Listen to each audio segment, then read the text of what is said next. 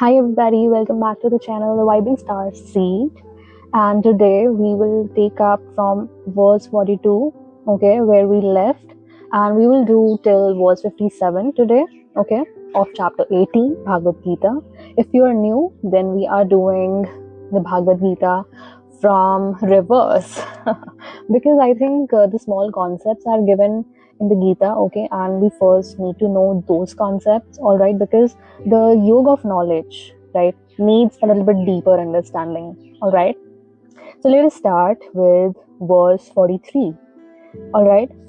So today we will take up natural qualities of Kshatriyas: heroism, valiance, fortitude, skillfulness, courage in battle, generosity, and leadership are natural qualities of a Kshatriya, okay.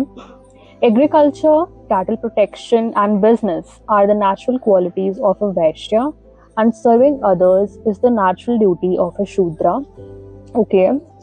Verse 45 says, one attains highest perfection, and one who attains highest perfection by remaining devoted to his inborn duties. Now, listen as Sri Krishna explains how this perfection can be attained. Okay. By remaining devoted to your duties, and what else? Now, he says one attains perfection by worshipping the Lord. That means he is not the Lord himself. Who is the Lord? The source. Okay. I told you in the previous videos the difference between the cosmic master Krishna, Sri Krishna, and the source itself. The source is different, okay?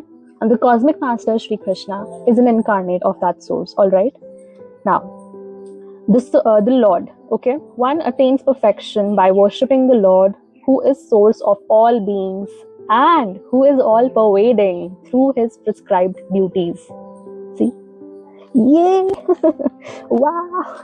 So it is better to perform one's own duty, even if it is done imperfectly, that is devoid of merit, even if you get any recognition or not, okay, than the duty of another well performed, okay. It is more important to do the duty imperfectly as well than performing it very well, all right. When one performs his duties ordained by one's own nature, he incurs no sin, all right. When you are doing it very naturally, when it comes to you very naturally, it is sinless, all right. Next verse, that is 48. Okay, Shri Krishna says to Arjuna, O Kaunteya, one should not abandon those works born of one's nature, even if one sees defect in them, okay, even if it feels like it is burdening, it is heavy, it is boring. No, okay, every work is associated with defects, okay. Every work has some, some sort of boredom, some measurable boredom, right? Just as how the fire is enveloped by the smoke. Wow, it's a simile how the fire is enveloped with smoke, okay. A person who keeps his intellect detached at all times, if your intellect is detached, okay, and is self-controlled and is free from material desires, okay, free from, attains the supreme state of freedom from karma, that is action, through renunciation, all right. Renunciation is tyaga, okay. All right. Now next verse 50 to 52, okay, a long one. O Kaunteya, learn from me. Now Shri Krishna is telling to Arjuna, learn from me in brief how one having achieved perfection realizes the Brahman. Brahman is the supreme, okay, the supreme state of knowledge. So he's telling him that, see, how having one realization of, the supreme state gives you the knowledge of Brahmana. One who is qualified for the state of Brahman. Now he's telling the state, okay, favorable for the qualification of Brahman, all right, is endowed with a purified intellect, okay, controls the mind with courage, renounces the objects of senses, okay. What are the objects of senses? Such as sight, sound, touch, taste, and smell, all right. Now,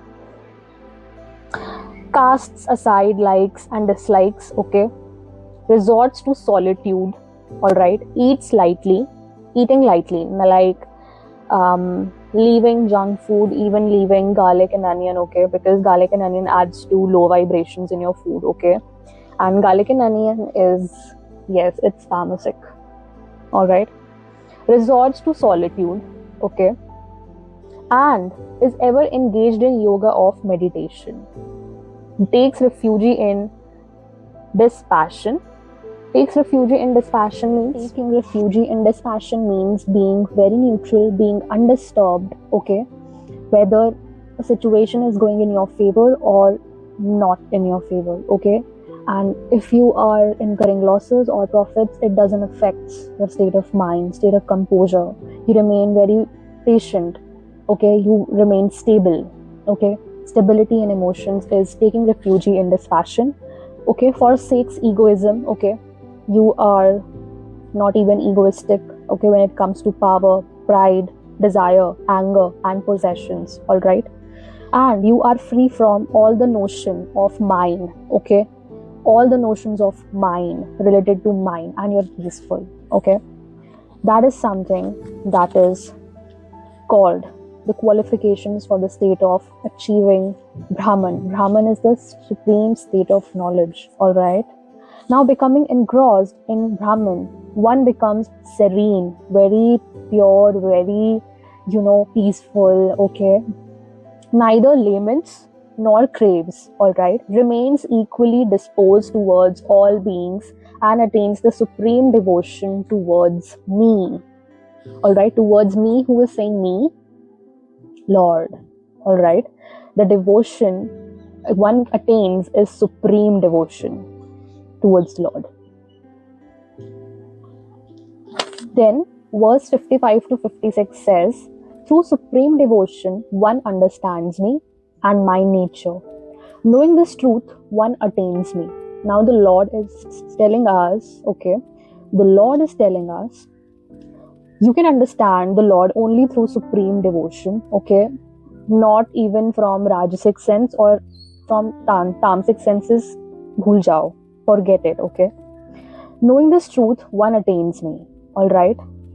Though engaged in any kind of work, by taking refuge in me, a person reaches the eternal, imperishable abode through my grace. Only through His grace we can reach that imperishable abode of heaven, okay. Abode of heaven is here. Your third eye and crown opens up, okay. You start from your root chakra and then you reach to your crown, okay. It opening your third eye and crown, and thus an imperishable link is established between you and the Most High God, all right.